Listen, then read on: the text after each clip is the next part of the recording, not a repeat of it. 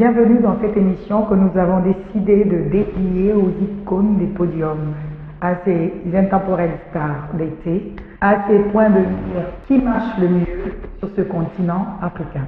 Aujourd'hui, dans cette émission, nous allons vous présenter une personnalité de la mode, sinon du mannequinat. J'ai nommé Monsieur Linares. Bonjour madame. Bonjour Elie. Nous avons rendu sur les podiums, ça et là.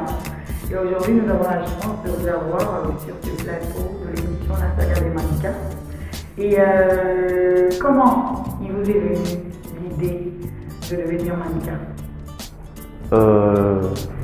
D'abord, tout petit, j'aimais bien m'habiller et mes parents m'appréciaient bien. Mes parents, c'est-à-dire père, mère? Ma mère et mon père.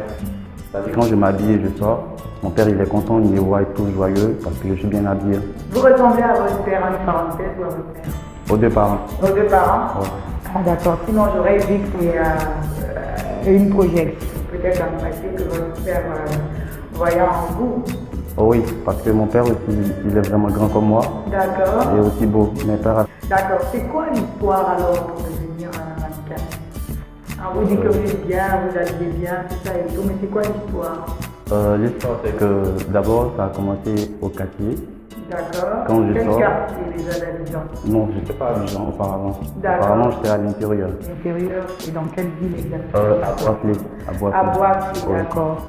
Et quand je sortais au quartier comme ça, mes amis étaient là, mais le mannequin olive, le mannequin olive, le mannequin olive. À Boisflé, on parle de mannequinat. Oh oui, il y a des mannequins, il y a des jeunes mannequins à Boisflé. D'accord, ils sont formés par des agences.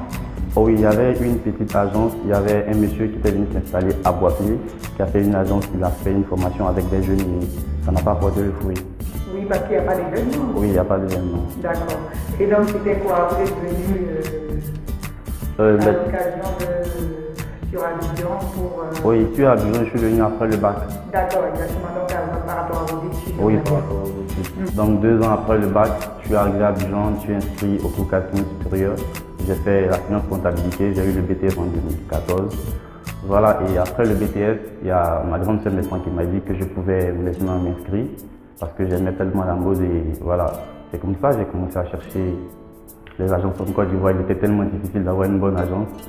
Et comme ça, je me suis fait contacter par un ami qui faisait un peu des vêtements et il a voulu que je fasse la publicité de ces vêtements. Voilà, c'est comme ça. J'ai croisé un mannequin qui s'appelle Baker, bien sûr, qui m'a dit Olive, moi je dois m'inscrire dans une agence, donc pour le moment je ne suis pas encore là-bas, mais si tu veux, je t'envoie dans l'agence. Et c'est comme ça que je suis arrivé à l'agence ici. Et quand je suis arrivé, je me suis inscrit, j'ai fait ma formation. 6 mois, j'ai commencé en juillet, donc la formation de juillet jusqu'à décembre. Mon formateur à l'agence m'a formé pendant une période de 6 mois. Et voilà. Et après, la formation, c'est comme quand on va à l'école et on fait les examens. Après la formation, il y a eu des castings qui ont eu lieu et j'ai participé au casting, j'ai été retenu pour faire des défilés. Le 1er décembre, j'ai défilé pour une compagnie. Mais il y a un truc qui m'a marqué, c'est que j'ai pas dit parce que vu que j'avais plus mon père, j'ai pas dit à ma mère que je faisais la mode. Parce que je voulais vraiment lui faire une surprise. Voilà, donc je lui ai pas dit. Et voilà que Moreno Fashion est apparu. Donc j'ai été sélectionné pour défiler à Moreno Fashion. Et je me rappelle que j'ai porté une tenue où il y avait une capuche. Ça, c'était à cause de ma mère que j'ai mis la capuche pour fermer mon visage. Et elle était dans la salle, juste devant moi. Et voilà, quand je suis arrivé devant le podium, j'ai enlevé la capuche. C'est là qu'elle m'a vu et voilà, elle m'a fait de compte rendu, elle était vraiment émerveillée et tout. Et quand je suis arrivé, d'abord je voulais commencer immédiatement la mode. Et c'est ma grande sœur qui m'a interpellé. Elle m'a dit au moins aie le BTS et après le BTS, tu pourras faire la mode. Exactement, ça les parents. Qu'il soit toujours l'enfant sage qu'il a été, qu'il n'ait pas la grosse tête après et qu'il soit toujours respectueux parce que c'est quelqu'un qui respecte beaucoup ses aînés. Et enfin, il n'y a pas eu de changement jusqu'aujourd'hui. Donc, comme je venais de dire, je prie Dieu pour que ça soit ainsi et que tout se passe bien dans sa vie. Alors, pour lui montrer mon soutien, je fais l'effort d'être à ses défilés. On a été à Moreno's Fashion avec ma maman qui a beaucoup aimé. Là, aujourd'hui, elle ne peut pas être avec nous parce qu'elle est absente. Sinon, elle aussi, il a son soutien. Il a le soutien de pratiquement tout le monde de la famille, quoi. Sydney Conceptuel est une agence créée par le célèbre mannequin Fatim Sidimé pour valoriser et former la nouvelle élite de mannequins. C'est aussi une agence de lobbying, management, décoration, événementiel, hôtesse, auxiliaire avec son showroom. L'agence est située à la Riviera 2, contact 22 00 80 40 90 12 00. Sydney Conceptuel 1@gmail.com. Nous allons lever l'encre pour laisser la place à nos chroniqueurs. Olive, il faut dire que je l'ai connu en 2015 et c'est un jeune qui s'est vite illustré dans le milieu du mannequinat en Côte d'Ivoire. D'abord, il a un très bon physique et j'ai remarqué en lui que c'est quelqu'un qui est très poli, il prend soin de son corps, il a un très beau physique et je pense que c'est un mannequin vraiment, je peux dire, vraiment complet. Parce qu'un mannequin, d'abord, c'est pas la beauté du visage, mais d'abord le physique. Et puis, il y a la prestance et être vraiment poli et tout ça. Et vraiment, ce sont toutes ces choses qui le caractérisent. Et je pense qu'il a un très bon profil pour la publicité. Je pense qu'on lui donne 1 an, 2 ans. Il va vraiment éliminer le milieu de la publicité en Côte d'Ivoire. L'année 2015 a connu une floraison de jeunes new face, au nombre desquels le jeune Linares Olive, qui est pour moi l'un des coups de cœur de découverte de l'année 2015. Ses prédispositions physiques font de lui un mannequin plus ou moins parfait parce qu'il fait 1m89, il est bâti comme un véritable sportif.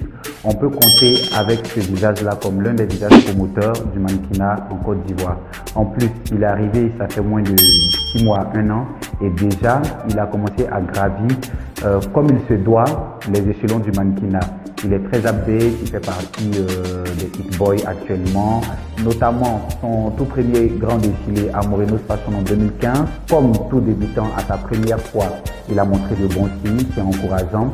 Et après cela, il a fait une prestation à l'événement de M. Reda Fawaz. Et ainsi de suite, il valide de plus en plus cet acting.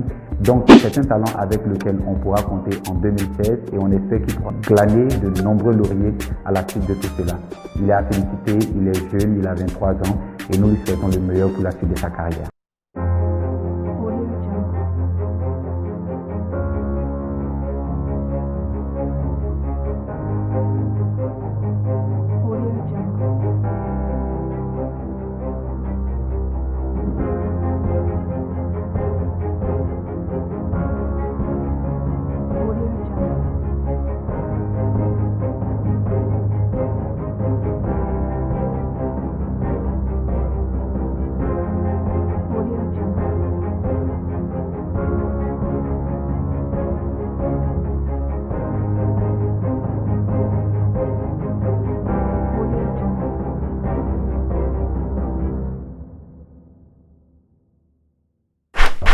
Il y a eu l'événement de Reda Fawaz qui m'a beaucoup marqué aussi.